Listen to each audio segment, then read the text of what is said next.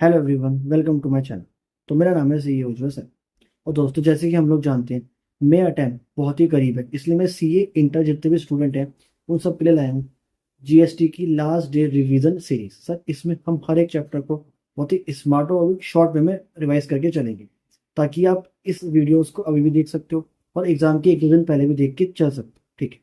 और सर, हम पूरा रिवीजन करने वाले हैं आईसीआई की जो आती है ना, सारांश बुक्स, उसके थ्रू हम पूरा रिवीजन करने वाले हैं। तो आओ आज की वीडियो स्टार्ट करते हैं। तो सबसे पहले आज चैप्टर कवर करेंगे, वो है सप्लाई अंडर जीएसटी। बहुत ही बेसिक चैप्टर, बहुत ही इंपॉर्टेंट भी चैप्टर है। तो आप इसी से अपने रिवीजन की स्टार्ट करके चलें। ठीक। तो सर, जैसे कि मैंने कहा, आज हम कवर करेंगे सप्लाई अंडर जीएसटी। सर, सबसे पहले समझते हैं कि सप्लाई की जीएसटी में क्या नीड है। एक्चुअल में सप्लाई है क्या थी, ये बात समझो। देखो, जो जीएसटी का लॉ है वो सिंपली ये बात कहता है क्या, कि जब भी कोई रजिस्टर्ड पर्सन सप्लाई करेगा किसी गुड्स एंड सर्विस की, तो वहां पे जीएसटी अप्लाई होगा और आपको गवर्नमेंट को अकॉर्डिंगली जीएसटी पे करना हो। तो दैट मीन्स जब भी सप्लाई होगी ना, तभी वहां पे जीएसटी की बात होकर चलेगी। अगर मतलब सप्लाई नहीं तो जीएसटी नहीं, और सप्लाई तो जीएसटी वहां पे आए। तो मैंने ये चीज लिखी कि सप्लाई नहीं तो जीएसटी भी नहीं। तो सप्लाई इतना इंपॉर्टेंट है। तो बहुत ही प्रैक्टिकल, अगर मैं प्रैक्टिकल लाइफ की बात करूँ, वहां भी अब ये चीज हमें डिसाइड करना, सप्लाई है या नहीं, बहुत इंपॉर्टेंट है। और एग्जाम में तो बहुत इंपॉर्टेंट है ये चैप्टर, यहाँ से क्वेश्चन आते ही आते हैं। ठीक है। तो सप्लाई का आई होप आपको समझ में आएगा कि सप्लाई का इंपॉर्टेंस क्या है। ठीक है। अब सर, जब मैं बात करूँ अब एग्जाम ओरिएंटेड वे में, तो हमें इस सप्लाई चैप्टर के अंदर हमें बेसिकली चार चीजें पढ़नी है। एक हमें पढ़ना है सेक्शन 7, एक पढ़ना है शेड्यूल 1, एक शेड्यूल 2 और एक शेड्यूल 3। ठीक है। अब सर, जो सेक्शन नंबर 7 और शेड्यूल 1 है, ये मिलके मुझे बताते हैं मीनिंग ऑफ सप्लाई, कि सप्लाई का मीनिंग क्या है एज पर जीएसटी लो। शेड्यूल 2 मुझे बताएगा कि कब हम goods of supply, supply of goods की बात करके चलेंगे, और कब हम बनाएंगे सप्लाई ऑफ सर्विस। ठीक है। और सर, शेड्यूल 3 मुझे बताएगा कि कब सप्लाई नहीं होगी। ये कुछ एक्टिविटी बताएगा, वो कहेगा इन एक्टिविटी में कभी भी सप्लाई नहीं बनती है, अकॉर्डिंगली कभी भी जीएसटी आके नहीं चलता। ठीक। तो सबसे पहले हम स्टार्ट करते हैं सेक्शन 7 और शेड्यूल 1 से, जहां हम समझेंगे सप्लाई का मीनिंग क्या है। तो देखो, जो सेक्शन 7 है वो बेसिकली 4 पॉइंट्स बताता है, और शेड्यूल 1 भी 4 पॉइंट्स बताता है। बताइए, टोटल 8 पॉइंट्स है। ये 8 पॉइंट्स पढ़ने के बाद हमें सप्लाई का मीनिंग अच्छी तरह समझ में आ जाएगा। ठीक है। अब सर, स्टार्ट करते हैं सबसे पहले सेक्शन नंबर 7 से। तो देखो, सेक्शन नंबर 7 सबसे पहले पॉइंट में ये चीज कहता है कि जब भी हम सप्लाई करते हैं, supply for consideration in course और फर्दरेंस ऑफ बिजनेस। सर, सबसे पहले सेक्शन 7 ये चीज कहते हैं कि जब भी हम कोई एक्टिविटी करते हैं, सर एक्टिविटी मतलब हमने सेल करी, ट्रांसफर करा, बार्टर करा, एक्सचेंज करा, लाइसेंस दिया, रेंट पे दिया, लीज पे दिया, फिर डिस्पोजेबल करा किसी गुड्स का या फिर किसी सर्विस का। तो हमने कोई एक्टिविटी करी, और एक्टिविटी मतलब ये सारी एक्टिविटीज करी। ठीक है। किसकी करी? किसी गुड्स और सर्विस की सेल करी, रेंट करी, एक्सेट्रा, सारा काम करा। और ऐसा करना हमारा बिजनेस है, हमारा नॉर्मल बिजनेस है, और इसके लिए हमें कुछ कंसिडरेशन भी मिलता है। तो सर, ये सप्लाई बनता है और इस पे जीएसटी अकॉर्डिंगली आता है। सबसे पहले मैंने ये चीज कही, सेक्शन 7 ने सबसे पहले बेसिक बात कही क्या, कि जब भी आप कोई एक्टिविटी करते हो, सर एक्टिविटी मतलब sale, transfer, barter, lent, lease, etcetera, और ऐसा करना आपका नॉर्मल बिजनेस है, और इसके लिए आपको कंसिडरेशन भी मिलता है। तो ये पूरी मिलके सप्लाई बनता है, और यहाँ पे जीएसटी आके चलता है। अब सर, इसके लिए लेते हैं एक एग्जाम्पल। तो देखो, हमारे एग्जाम्पल में एक मिस्टर ए है, जो एक कार डीलर है। उनका एक कारों का शोरूम है और वहां से वो कार बेचते हैं। अब उन्होंने क्या करा, वो मिस्टर ए कार डीलर, उन्होंने अपने एक शोरूम से एक कार बेची फ्रॉम ए शोरूम। अब सब मुझे बताना, क्या ये सप्लाई है या नहीं। तो देखो, सबसे पहले, क्या उन्होंने किसी गुड्स और सर्विस की सेल करी? सर, कार गुड्स है, कार की सेल करी। क्या ऐसा करना उनका नॉर्मल बिजनेस है? हाँ सर, उनका कार बेचना ही तो उनका काम है, उनका बिजनेस ही यही है, तो सर बिजनेस भी है। और क्या उन्हें कुछ कंसिडरेशन मिला होगा, कुछ पैसा मिला होगा? सर बिल्कुल मिला। तो सर, यहाँ पे तीनों कंडीशन पूरी हो रही है। सर, कौन सी कंडीशन? ABC टेस्ट आप कह सकते हो, एक्टिविटी भी है, बिजनेस भी है, और कंसिडरेशन भी है। तो सर, ये सप्लाई बन के चलेगा और यहाँ पे जीएसटी आके चलेगा। ठीक है। तो सबसे पहले पॉइंट में हमने क्या सीखा? ABC test. एक्टिविटी हो, वो एक्टिविटी मेरे बिजनेस में होनी चाहिए, और मुझे कंसिडरेशन भी मिले, तो ये सप्लाई बन के चलता है। अब sir, on the other hand एक एग्जांपल और है। एक मिस्टर बी है, वो क्या है, वो डॉक्टर है। उन्होंने अपनी पर्सनल कार बेची है। अब सर, क्योंकि उन्होंने अपनी पर्सनल कार बेची है, तो क्या उन्होंने कोई गुड्स बेचा है? सर, बेचा तो है, तो एक्टिविटी भी है, उन्हें कंसिडरेशन भी मिल रहा है। पर क्या कार बेचना उनका बिजनेस है? नहीं सर, बिजनेस तो नहीं है, तो एबीसी टेस्ट पूरा नहीं हुआ, इसलिए ये सप्लाई नहीं बनेगा, यहाँ पे जीएसटी आपकी नहीं चले। तो आई होप आपको पहला पॉइंट समझ में आया। तो सेक्शन 7 ने सबसे पहले पॉइंट में ये चीज कह के चले। सर क्या कह के चला सेक्शन 7 सबसे पहले पॉइंट में, कि अगर आपको सप्लाई बनाना है तो वहाँ पे कंसिडरेशन भी होना चाहिए और बिजनेस भी होना चाहिए। आई होप आपको समझ में आया। अब सर सेक्शन 7 दूसरा पॉइंट ये कह के चलता है कि जब भी किसी क्लब और उसके मेंबर के बीच कोई ट्रांजैक्शन होगी, कोई सप्लाई होगी, कोई गुड्स और सर्विस का लेन देन होगा और कंसिडरेशन भी इन्वॉल्व होगा, तो सर वहाँ पे भी जीएसटी आगे चले। अब सर पहली बात तो इस पॉइंट की क्या नहीं, तो देखो एक सिंपल सी बात समझें। सर होता क्या है, सर मुझे पता है बहुत सारे क्लब होते हैं और उन क्लब के बहुत सारे मेंबर्स होते हैं, ठीक है। अब सर कई बार क्या होता है, क्लब अपने मेंबर को कोई सर्विस देता है और इसके एक्सचेंज में सर मेंबर उसे पैसा, जो भी फीस होती है वो पे करते हैं। अब सर यहाँ पे लोगों को कंफ्यूजन आई क्या, कि क्या क्लब और मेंबर सेम है या फिर अलग है?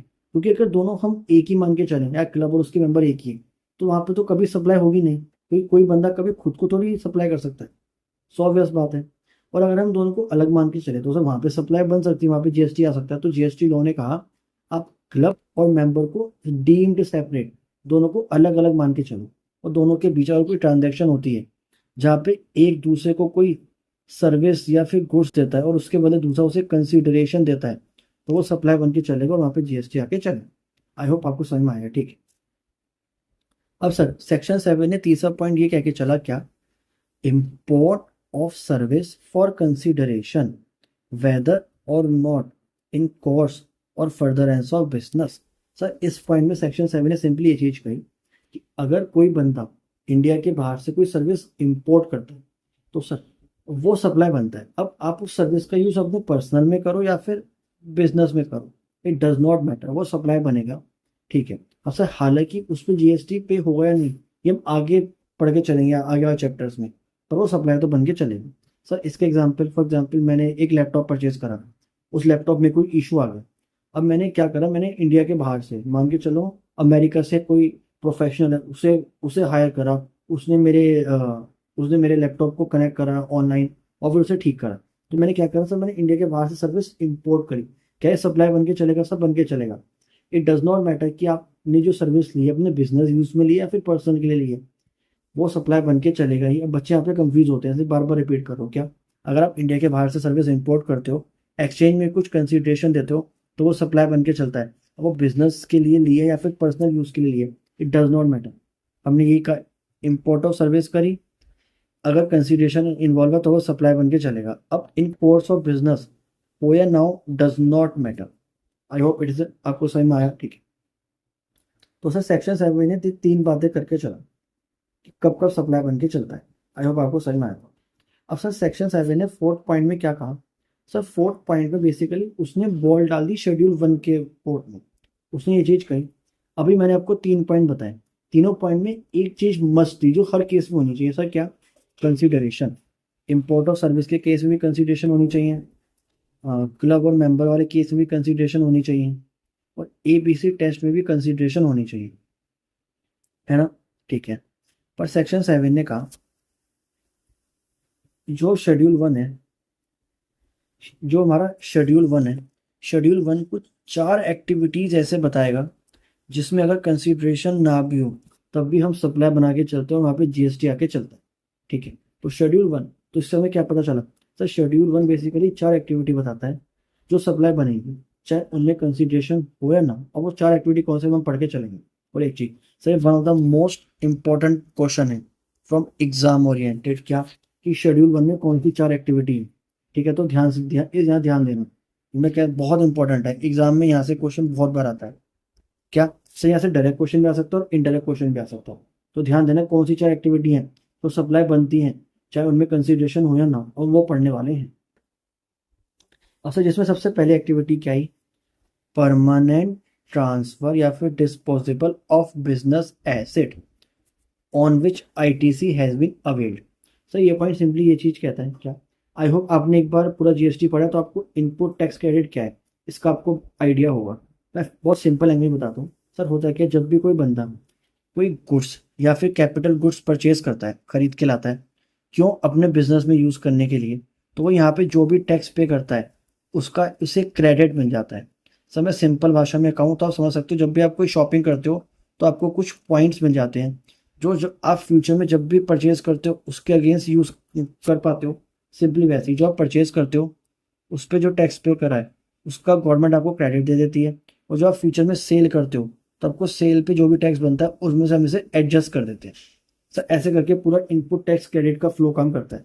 ठीक है, जब हमें चैप्टर पढ़ेंगे डिटेल में तो इसे और अच्छी तरह समझेंगे। ठीक है, अभी आप सिंपली ये चीज़ समझो, जब भी आपने कोई कैपिटल गुड्स परचेज करा, ठीक है, कोई आपने बिजनेस एसेट परचेज करा, अब और आपने परचेज के टाइम पे आईटीसी अवेल भी करी थी, अब आगे चल के जब आप उसे बेचोगे, जब उसे डिस्पोज ऑफ करोगे, किसी को ट्रांसफर करोगे, तो उस केस में सब वो सप्लाई बन के चलेगा ही चलेगा।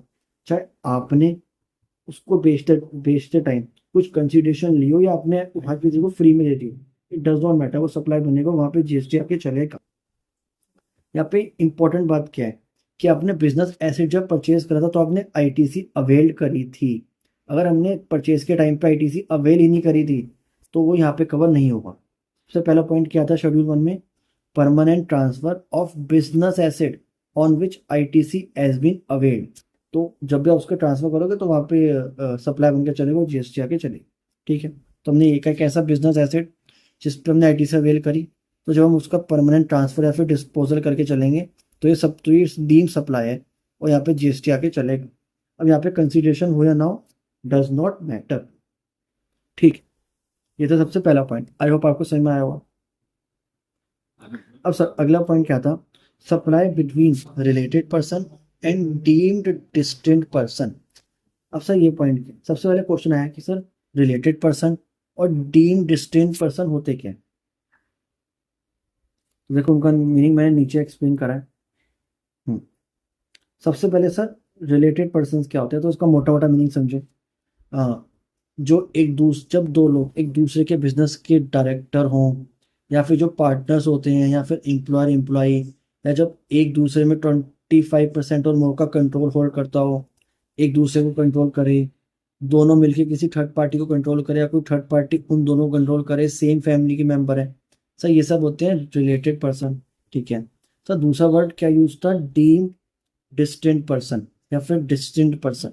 सर ये क्या है, सर मैं कहूँ ये भी बहुत इंपॉर्टेंट कंसेप्ट है, बच्चे बहुत कंफ्यूज होते हैं, तो आप इस कॉन्सेप्ट को अच्छी तरह रिवाइज करेंगे। ठीक सर, देखो होता क्या है, जीएसटी के अंदर आपको पता होगा रजिस्ट्रेशन पेन बेसिस पे मिलता है। ठीक है, नॉर्मली जो आपको रजिस्ट्रेशन नंबर मिलता है वो किसी ना किसी बंदे के पेन के ऊपर बेस होता है।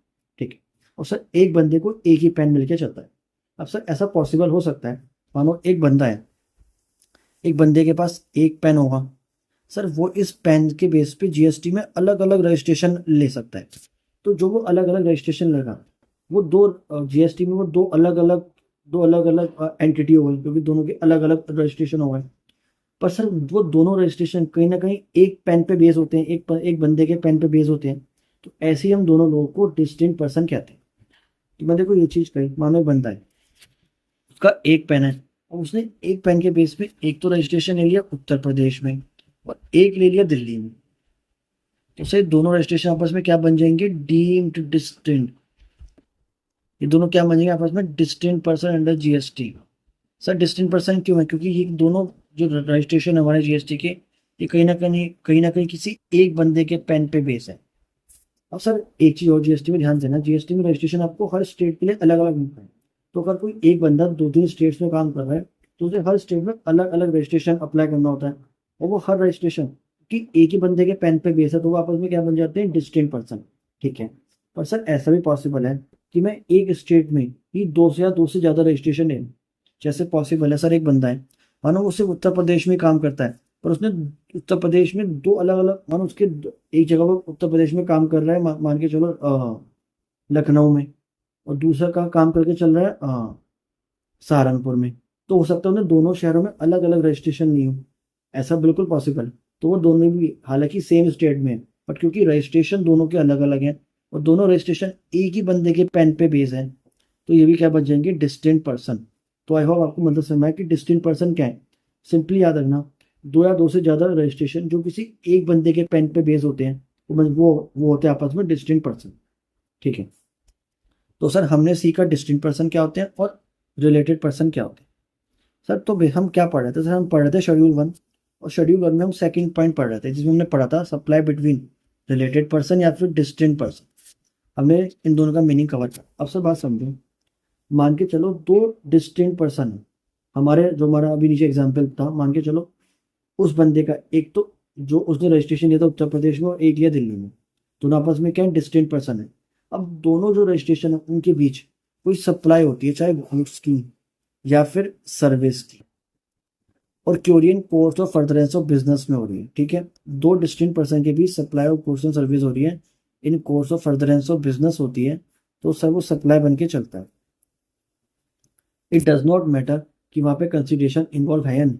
ठीक है, तो हमेशा जीएसटी में चीज़ ध्यान देना कि जब भी डिस्टिंक्ट पर्सन या फिर रिलेटेड पर्सन के बीच कोई सप्लाई ऑफ गुड्स और सर्विस होगा और in course of furtherance of business होके चलेगा, तो वो हमेशा डीम सप्लाई बनेगा। कंसिडरेशन दोनों में इन्वॉल्व हो या ना हो, डज नॉट मैटर। ठीक है, अब सर तीसरा पॉइंट क्या है, ये भी बहुत इंपॉर्टेंट पॉइंट है, यहाँ से भी एग्जाम में कई बार क्वेश्चन आता है। सर क्या, supply of goods between principal and agent. अब सर प्रिंसिपल और एजेंट क्या होते हैं, देखो बात को समझो। क्या सर, कभी कभार जो मान के चलो एक बंदा है, सर एक पर्सन है ए ने कहा यार मैं मुझे ना कोई आगे एजेंट चाहिए। सर एजेंट क्या करेगा, ये जो एजेंट है मिस्टर ए का, ये इसके बिहाफ पे मान के चलो लोगों से ऑर्डर लेगा और फिर उन्हें पूरा करेगा। बेसिकली ये उसका एजेंट है, और इसके लिए एजेंट को क्या मिलता है, कमीशन मिलके चलती है। ठीक है, तो ऐसे प्रिंसिपल और एजेंट का काम होकर चलता है। अब मान के चलो जो प्रिंसिपल है वो गुड्स सप्लाई करता है एजेंट को। सर एजेंट को क्यों सप्लाई कर रहा है, ताकि एजेंट आगे माल बेच सके। ठीक है, अब सर ऐसे केस के अंदर जब भी प्रिंसिपल एजेंट को गुड्स सप्लाई करता है या फिर एजेंट अपने प्रिंसिपल को गुड्स सप्लाई करता है, तो ऐसे केस में सर ये, अब ऐसे केस में भी जीएसटी लोग कहते हैं सर डीम सप्लाई बन के चलेगा और यहाँ पे जीएसटी आके चलेगा। अच्छा, और यहाँ पे एक पॉइंट है जो बहुत बार बच्चे मिस कर जाते हैं। क्या, कि जब भी हम बात करके चलते हैं supply of goods between principal and agent, वहां पे हमें एक चीज चेक करनी होती है। क्या, कि ये जो एजेंट है ये इंडिपेंडेंट एजेंट है या नहीं। मतलब जब ये एजेंट आगे थर्ड पर्सन को गुड बेचता है, तो ये जो इनवॉइस है ये किसकी इनवॉइस इशू करता है, ये प्रिंसिपल की इनवॉइस इशू करता है, अपनी अलग इनवॉइस इशू करता है। अगर तो ये प्रिंसिपल की इनवॉइस इशू करता है, तो सर हम तो सर वहाँ पे जीएसटी हम वहाँ पे मान से डीम सप्लाई नहीं बनाएंगे। पर अगर ये अपने नाम पे इनवॉइस इशू कर रहा है, तब भी हम डीम सप्लाई बनेगी, यहाँ पे जीएसटी आके चले। तो यहाँ पे ये चीज ध्यान देना क्या, कि जो एजेंट है वो सप्लाई कर रहा है goods on the behalf of principal and issue invoice in its own name. अगर खुद के नाम पे करेगा दैट मीन्स ये इंडिपेंडेंट एजेंट होगा और यहाँ पे जीएसटी आके चलेगा। बट अगर ये प्रिंसिपल की इनवॉइस इशू करेगा, तो सर वहाँ पे जीएसटी आके नहीं चलेगा, क्योंकि ये सप्लाई ही नहीं करेगा विदाउट कंसिडरेशन। आई होप आपको समझ में आए। असल में चौथा पॉइंट क्या था शेड्यूल 1 के अंदर,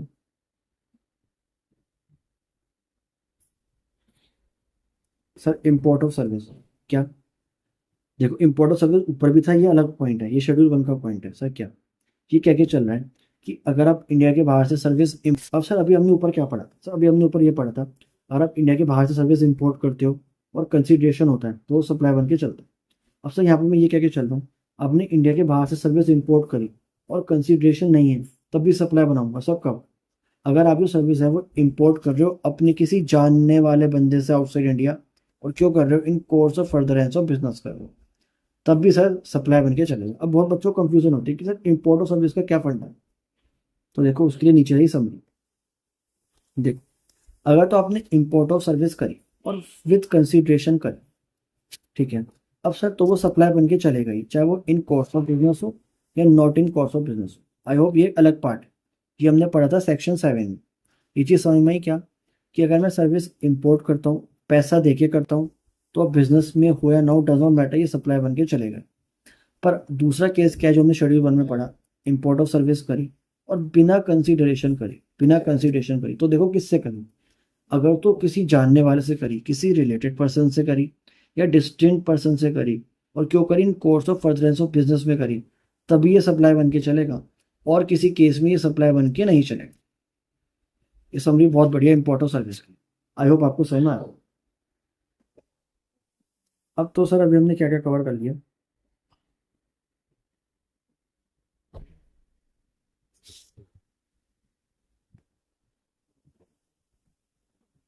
तो सर हमें सप्लाई चैप्टर में सेक्शन 7 पढ़ना था।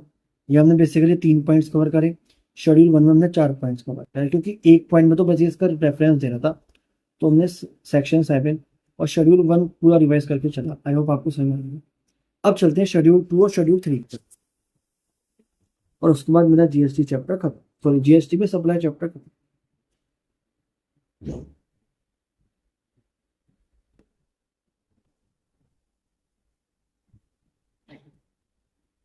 हाँ, अब सर देखो, शेड्यूल 1 सिंपल शेड्यूल है। अब होता है कि बहुत बार लोगों को बहुत पॉइंट में कंफ्यूजन होती है, यदि सप्लाई ऑफ गुड्स बना या सप्लाई ऑफ सर्विस बना। तो शेड्यूल 2 ऐसे ही कुछ पॉइंट बताएगा, और बताएगा कि इस केस में सप्लाई ऑफ गुड्स बनाना और इस केस में सप्लाई ऑफ सर्विस बना के चलना। ठीक है। सबसे पहला पॉइंट में क्या कहता है कि जब भी आप किसी देखो सिंपल सा लॉजिक है, मैं बता दूं इसमें क्या चीज ध्यान रखना। आप देखो कि आप किसी गुड्स की ओनरशिप ट्रांसफर कर रहे हो नहीं, अगर तो आप उसकी मालिकाना हक ट्रांसफर करते हो, मतलब आपने पूरा गुड्स ही ट्रांसफर कर दिया, तो वो बनेगा सप्लायर गुड्स। और जहाँ पे आपने उसकी मालिकाना हक ट्रांसफर नहीं करा, सिर्फ उसे इस्तेमाल करने का अधिकार ट्रांसफर करा, मालिकाना हक आपके पास की, तो वो बनता है सप्लाई ऑफ सर्विस। जैसे पहला पॉइंट ये है, मैंने टाइटल मतलब ओनरशिप, मैंने गुड्स में ओनरशिप ट्रांसफर कर दी, तो वो बनेगा सप्लाई ऑफ गुड्स। मैंने पूरे गुड्स ही ट्रांसफर कर दिया। सर एक केस क्या है, मैंने अभी ट्रांसफर करा, एक में क्या मैं फ्यूचर डेट में ट्रांसफर कर दूंगा, तो अब भी वो सप्लाई गुड्स ही बन के चले। पर इस केस में क्या है, मैंने गुड्स ट्रांसफर नहीं करे, सिर्फ उसका मालिकाना किसी आपको उसको यूज करने का अधिकार दे दिया, तो ये बनेगा सप्लाई ऑफ सर्विस। वही सर लैंड और बिल्डिंग का केस है। अगर मैंने लैंड बिल्डिंग लाइसेंस पे दी है, आपको रेंट पे दी है, तो बनती है सप्लाई ऑफ सर्विस। ठीक है। देखो सब सारे मैं आपको इंपॉर्टेंट बता दूं जो आपको एग्जाम में ध्यान रखना है, एमसीक्यू की पर्पस के लिए। बाकी आप पढ़ सकते हो। हम्म, सबसे इंपॉर्टेंट पॉइंट है ये पॉइंट नंबर 5, जो बच्चे बहुत बार कंफ्यूज करते हैं। सर क्या? हाँ, देखो। अब सर इसमें एक चीज ध्यान देना क्या, देखो सर, जब भी हम बिल्डिंग या फिर इमूवेबल प्रॉपर्टी की बात करके चलते हैं, तो वहाँ पे देखो जीएसटी में थोड़ा बहुत ही बढ़िया पॉइंट है क्या। देखो सर, आपको पता होगा बिल्डिंग या फिर लैंड बिल्डिंग कभी भी गुड्स नहीं होता। और मुझे पता है जीएसटी कब आता है, जब मैं किसी गुड्स या फिर सर्विस की सप्लाई करता हूँ, मतलब बिल्डिंग गुड्स ही नहीं होता है, तो अकॉर्डिंगली उसके सेल पे जीएसटी भी आके नहीं चलता है। आई होप आपको समझ में आया। ठीक ठीक है। तो सर मुझे एक चीज़ पता है क्या, कि जब भी मैं किसी बिल्डिंग या फिर इमूवेबल प्रॉपर्टी की ट्रांसफर करता हूँ, तो सर क्योंकि वो गुड्स, ना तो गुड्स है ना सर्विस है, तो उस पर कहीं भी जीएसटी आके नहीं चलता। ठीक है। पर सर ये केस तब होता है जब आपको ये कंप्लीटेड प्रॉपर्टी बेचते हो, मतलब एक ऐसी प्रॉपर्टी जो पूरी हो चुकी है, जो फुल एंड फाइनल प्रॉपर्टी बेचते हो, तब वो गुड्स और सर्विस नहीं बनता है। तो मैंने ये कहा, ये हम बात करते चल रहे हैं कंप्लीट प्रॉपर्टी। कंप्लीट प्रॉपर्टी मतलब जिसका सर्टिफिकेट ऑफ कंप्लीशन इशू हो चुका हो। अच्छा, पर अगर हम कोई इनकम्प्लीट आधी अधूरी प्रॉपर्टी बेचते हैं, वो सब वहां पे जीएसटी लोग कुछ और बात कह के चलता है। वो ये कह के चलता है, आप मान के चलो आपने इनकम्प्लीट प्रॉपर्टी बेची है। ठीक है। अब आपने प्रॉपर्टी परचेज कर ली, और अभी प्रॉपर्टी का कंस्ट्रक्शन चल रहा है, तो ऐसे केस वो मान के चल रहा है कि वो जो कंस्ट्रक्शन चल रहा है वो आपके लिए चल रहा है, मतलब आप सामने वाले से कंस्ट्रक्शन की सर्विस ले रहे हो, और वहाँ पे जीएसटी आके चलेगा। अच्छा, मतलब अगर आपने प्रॉपर्टी परचेज करी, तो वहाँ पे एक चीज देखो कि सर्टिफिकेट ऑफ कंप्लीशन इशू हुआ या नहीं। अगर तो इशू हो गया है, मतलब कंप्लीट प्रॉपर्टी, तो जीएसटी आके नहीं चलेगा। पर अगर इशू नहीं हुआ है, और उससे पहले आपने कुछ पैसा दे दिया था, मानो 1 रुपये दे दिया था, तो ऐसे केस में वो सप्लाई ऑफ सर्विस बनेगा, वहाँ पे जीएसटी आके चलेगा। ठीक है। तो मैंने एक चीज कही, देखो क्या, बिल्डिंग और इमूवेबल प्रॉपर्टी नॉर्मली ये गुड्स और सर्विस नहीं होते, तो यहाँ पे जीएसटी आके नहीं चलता। पर ये केस होता है कंप्लीट प्रॉपर्टी के केस में। सर कंप्लीट प्रॉपर्टी मतलब जिसका सर्टिफिकेट ऑफ कंप्लीशन इशू हो गया हो। मतलब इसका मतलब क्या है, जो आपने पूरा पैसा दिया, वो कब दिया, सर्टिफिकेट इशू होने के बाद, या फिर फर्स्ट ऑक्यूपेंसी, जो दोनों में अर्लियर हो, उससे उसके बाद दिया। मतलब सारा पैसा प्रॉपर्टी कंप्लीट होने के बाद दिया। पर दूसरा केस क्या है, हमने सर बिल्डिंग परचेज करी, ठीक है, और मैंने चाहे 1 रुपए, मतलब पार्ट ऑफ कंसिडरेशन कब दे दिया, सर्टिफिकेट ऑफ कंप्लीशन से पहले ही दे दिया, इनकम्प्लीट प्रॉपर्टी परचेज कर ली, तो वहां पे जीएसटी आके चलेगा, वो माना जाएगा सप्लाई ऑफ सर्विस। ठीक है। मैं बेसिकली क्या के चलता है, सर्टिफिकेट ऑफ कंप्लीशन या फिर फर्स्ट ऑक्यूपेंसी, जो भी दोनों में पहले। I hope it is understand. तो आपको सर ये बाकी देखो शेड्यूल 1 में कुछ खास पॉइंट नहीं है, आप पढ़ सकते हो। सबसे मेन पॉइंट यही था। ठीक है, अब सर सबसे मोस्ट इंपॉर्टेंट शेड्यूल जो आता है यहाँ का शेड्यूल नंबर 3, जहाँ से बहुत बार क्वेश्चन आते ही आता है।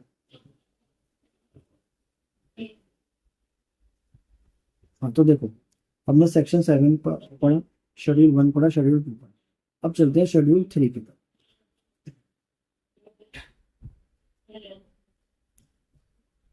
हम्म,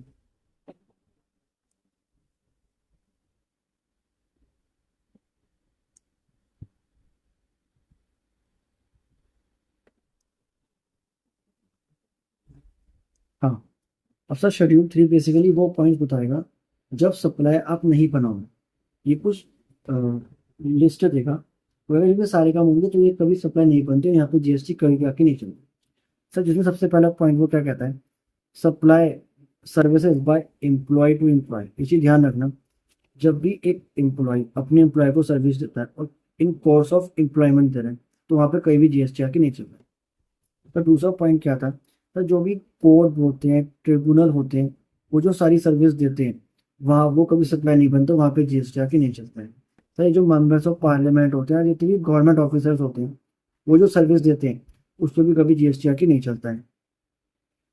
सर फोर्थ पॉइंट क्या था, सर्विसेज ऑफ फ्यूरिनल या फिर ट्रांसपोर्टेशन ऑफ डिजीज एक्सेट्रा, जो इस टाइप की सर्विस होती है, इन पे भी कभी जीएसटी आके नहीं चलता है। ठीक है, तो आई होप सारे पॉइंट समझ में आ रहे हैं। एम्प्लॉय पे जीएसटी नहीं आएगा, कोर्ट की सर्विस पे जीएसटी नहीं आएगा, एमपी एमएलए गवर्नमेंट वाले जो ऑफिसर्स हैं उनकी सर्विस पे जीएसटी नहीं आएगा, क्यों सप्लाई नहीं बनेंगे। हाँ, इन सारी सर्विस पे जीएसटी आके नहीं चलेगा। ये वही आ गया जो इमूवेबल प्रॉपर्टी बेचते हैं, सेल ऑफ लैंड या इमूवेबल प्रॉपर्टी, सब वहाँ का भी जीएसटी नहीं आता है। और सर जो 6 पॉइंट है, ये कहता है जो भी एक्शनेबल क्लेम्स होते हैं अदर देन स्पेसिफाइड एक्शनेबल, तो जो भी एक्शनेबल क्लेम्स होते हैं वो कभी उन पे कभी जीएसटी आके नहीं चलता, पर एक्शनेबल क्लेम्स में आके चलता है। ठीक, अब सर पहला सवाल तो ये उठा कि सर एक्शनेबल क्लेम्स होते क्या, जिन पे जीएसटी कभी नहीं आता। देखो मैंने यहाँ लिखा भी है, एक्शनेबल क्लेम्स मतलब पहली बात तो एक्शनेबल क्लेम्स कभी सप्लाई नहीं बनते, तो उन पर जीएसटी आगे नहीं चलता। अब सर होते क्या, ऐसे क्लेम्स जो आपको फ्यूचर में कोई बेनिफिट, पैसा को पाने का राइट देते हैं, बट अभी आपके पोजेशन में नहीं है। Sir for example insurance claim, sir मेरे पास एक इंश्योरेंस क्लेम है, हो सकता है मुझे फ्यूचर में इंश्योरेंस क्लेम से पैसा मिल जाए, तो मुझे फ्यूचर में पैसा पाने का अधिकार दे रहे हैं, पर अभी अभी मैं उन्हें एक्सरसाइज करके पैसा नहीं मिल सकता, मतलब वो प्रेजेंट में एक्सरसाइज नहीं हो सकती, वो शायद फ्यूचर में मुझे अधिकार मिल जाए। आप समझ सकते हो, जब अकाउंट्स में पढ़ते हैं कंटीजेंट एसेट, आप उसे वहां से लिंक कर सकते हो, जैसे कि अनसिक्योर्ड डेट।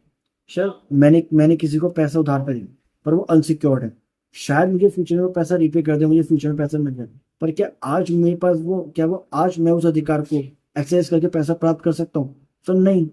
तो ये होते हैं एक्शनेबल क्लेम्स। ठीक है, ऐसे क्लेम्स होते हैं, इन पे कभी जीएसटी आके नहीं चलता है, पर other than specified actionable claim, पर जो स्पेसिफाइड एक्शनेबल क्लेम्स हैं उनकी अगर सप्लाई होगी, तो उनका अगर लेन देन होगा, तो वहाँ पे जीएसटी आके चलेगा।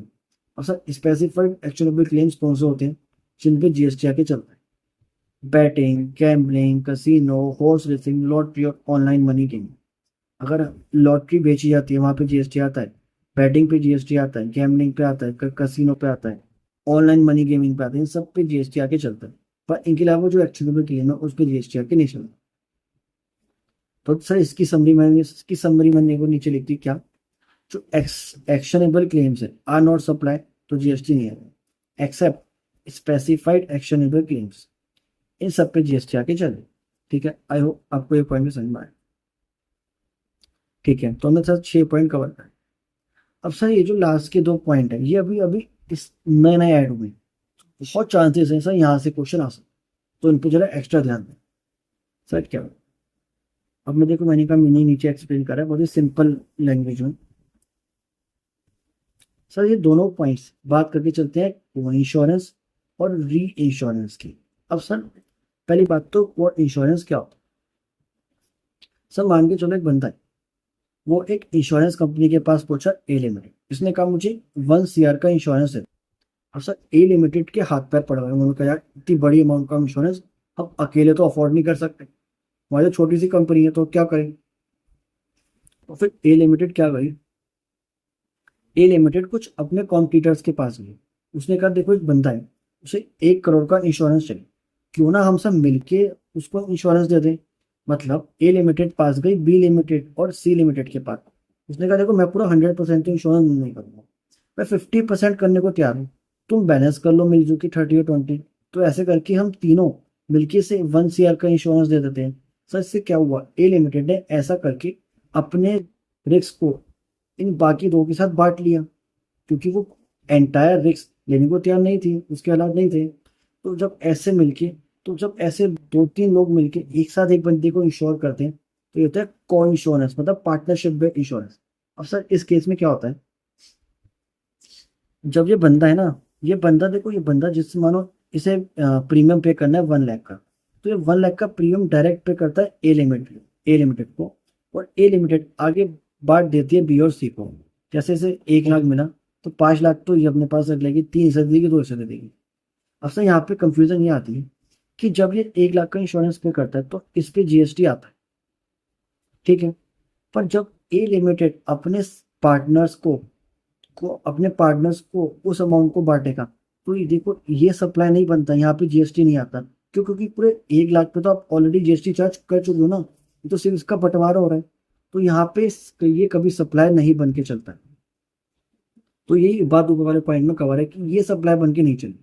अब सर जो मेन पार्टी होती है उसे हम कहते हैं लीड इंश्योरर, और जो इसके पार्टनर होते हैं उन्हें हम कहते हैं को इंश्योरर। तो आई होप समझ में आया। अब देखो ऊपर ये बात कही गई, उसे ऊपर से पढ़ लेते हैं एक बार ताकि आपको समझ में आ जाए क्या।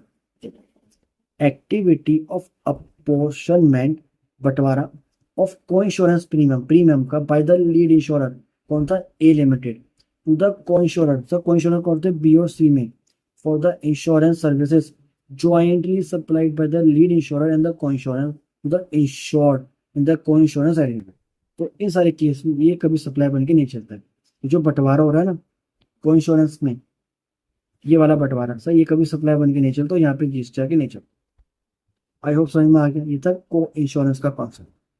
यहाँ तो जीएसटी आएगा बट इस बंटवारे पे जीएसटी आके नहीं चलता। तो सर अगले पॉइंट में बात करके चलेंगे री इंश्योरेंस। इस केस में क्या होता है, वही बंदा है मान के चलो एक्स, तो 1 करोड़ का इंश्योरेंस मैंने पूछा ए लिमिटेड के पास। ए लिमिटेड लिखा यार मैं अकेले तो इतना सारा रिस्क मैं नहीं ले सकता, तो मैं काम करता हूँ, मैं इस इंश्योरेंस के अगेंस्ट किसी और आउटसाइडर से एक नया इंश्योरेंस ले लेता हूँ। तब क्या करा ए लिमिटेड ने, अब मान के चलो ये जो बंदा है एक्स, ये इंश्योरेंस लेने पहुंचा ए लिमिटेड के पास। ए लिमिटेड ने कहा हाँ मैं तेरा इंश्योरेंस कर दूंगा, पर ए लिमिटेड ने इस इंश्योरेंस के अगेंस्ट एक और इंश्योरेंस ले लिया बी लिमिटेड से, ताकि ये अपने रिस्क को कम कर सके। तो ऐसे केस में क्या होता है, ये जो बंदा है ये इंश्योरेंस प्रीमियम पे करके चलेगा ए लिमिटेड को, और आगे ए लिमिटेड ने भी इंश्योरेंस लिया बी लिमिटेड से, तो ये इसे प्रीमियम पे करके चलेगा, ठीक है, ओके। अब सर ऐसे केस में क्या होता है, ये जो ए मिस्टर एक्स है, ए को प्रीमियम पे करके चलेगा, वहां पे जीएसटी आएगा। ये जो ए है वो बी लिमिटेड को जो इंश्योरेंस पे करके चलेगा, जो प्रीमियम पे करके चलेगा सर, उसमें भी जीएसटी आएगा, ठीक है। अब सर एक क्या होता है बेसिकली, ए लिमिटेड कहता है बी लिमिटेड से देख मैं तुझे कस्टमर ला के दे, क्योंकि ये बंदा तो कभी तेरे पास खुद आता ही नहीं, ये मेरे पास आया और मैं तुझसे इंश्योरेंस ले लिया, तो तुझे भी तो कोई ना कोई बिजनेस मिला, तो इसलिए तू मुझे कुछ कमीशन पे कर। तो ये जो कमीशन होती है इस पे जीएसटी नहीं है, ये बात करके चलो ऊपर वाला पॉइंट।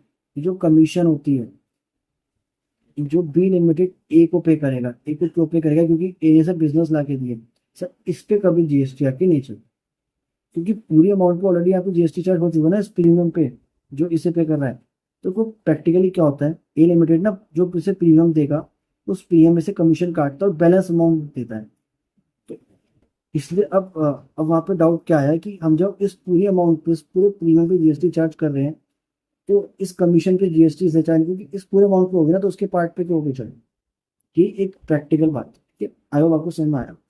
अब सर ये जो बंदा होता है ये सब कहते हैं इंश्योर, ये जो बीच में बंदा होता है इसे कहते हैं इंश्योरर, और जो होता है इसे कहते हैं री इंश्योरर, ठीक है। तो जो री इंश्योरेंस कमीशन पे करके चलेगा इंश्योरर, क्यों, क्योंकि इधर बिजनेस ला के दिए, इस पे जीएसटी आके नहीं चलेगा। क्यों? क्योंकि प्रैक्टिकली इस पूरे प्रीमियम पे जीएसटी चार्ज हो चुका है। ओके, अब सर जैसे इसके एग्जाम्पल लेते हैं, मान के चलो ए री इंश्योरेंस को कमीशन सॉरी प्रीमियम पे करेगा 10 लाख का। अब सर वो 1 लाख की लेगा कमीशन, तो वो क्या करेगा, वो कहेगा 10 लाख का प्रीमियम पे करना है, मैं तुझे 1 लाख की कमीशन काट के टोटल 9 लाख रुपए पे करके चलूँ। अब जीएसटी कहता है जब तुमने पूरे 10 लाख पे जीएसटी चार्ज कर लिया इस प्रीमियम पे, तो इस 1 लाख पे क्यों चार्ज कर रहे हो? क्योंकि ऑलरेडी ये पूरे 10 लाख पे हो गया, तो ये 1 लाख भी तो इस 10 लाख का पार्टी है ना, इसलिए इस पे जीएसटी आके नहीं चल। आई होप आपको समझ में आया। तो देखो ऊपर पॉइंट पढ़ो, यही बात कही गई है। क्या? सर्विसेज बाय इंश्योरेंस, इंश्योरेंस कौन था? A limited. To the reinsurance, reinsurance कौन था? B limited. For which ceding commission और द री इंश्योरेंस कमीशन, वही commission is deducted from the reinsurance premium. 10 lakh में से 1 लाख काटा, paid by the insure to the reinsurance. तुमने वही कहा कि जो 10 लाख में से 1 लाख काटते हो, ऑलरेडी 10 लाख पे जीएसटी आ गया, तो उस 1 लाख पे जीएसटी आपको चार्ज करने की जरूरत नहीं है, और उसे सप्लाई मत करो। तो सर इस तरह हमने सप्लाई का देखो पूरा चैप्टर कवर करके चला। आई होप आपको समझ में आया होगा। हाँ, सप्लाई में इतना ही था। तो देखो हमने बहुत ही प्रैक्टिकल, बहुत ही एग्जाम ओरिएंटेड वे में करा रिवीजन। मैं बहुत ज़्यादा डिटेल या बहुत ज़्यादा मैंने एक्सप्लेनेशन नहीं करी, क्योंकि बच्चे से लास्ट डे में देखने वाले, ताकि वो सारे कॉन्सेप्ट बहुत फास्ट वे में रिवाइज कर सके। तो हमने उसी तरीके से सारी ये वीडियो शूट करी, और आगे वाला चैप्टर भी ऐसे ही हम 33 रिवीजन करने की कोशिश करके चलेंगे।